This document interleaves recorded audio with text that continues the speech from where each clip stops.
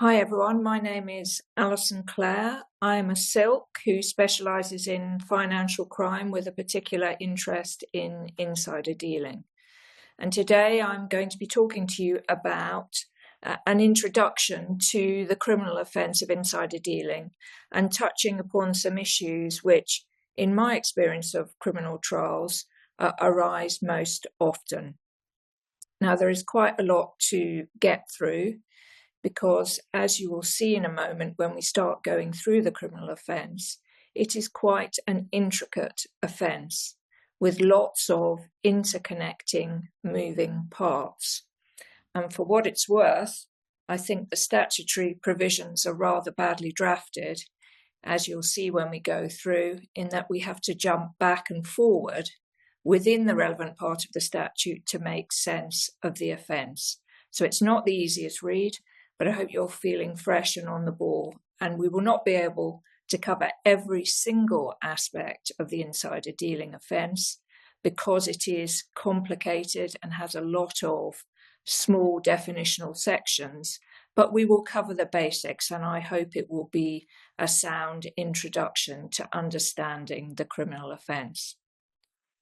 Before I start going through the slides, I think it's always worth, when you're considering insider dealing, to ask yourself and have in mind why insider dealing is prohibited and why it is a criminal offence.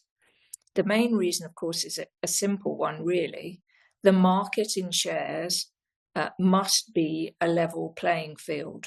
And that is why companies, for example, have to post any major news affecting their company, which will affect their share price. And in the same vein, if I had access to some private and important information about a transaction, because I worked in a law firm who was dealing with that transaction, I would be prevented from taking advantage of that information by buying or selling shares in the company, whilst that information was still private. And the reason for all of that, I think, is fairly obvious. It's because to do so would give me an unfair advantage over others in the marketplace.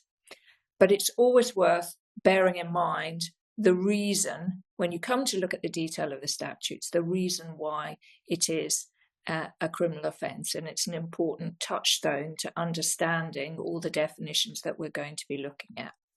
Okay, so let's go on to look at some of the slides together, and I'm going first of all to slide 2, and that deals with an important aspect of insider dealing, which is how does an investigation normally start?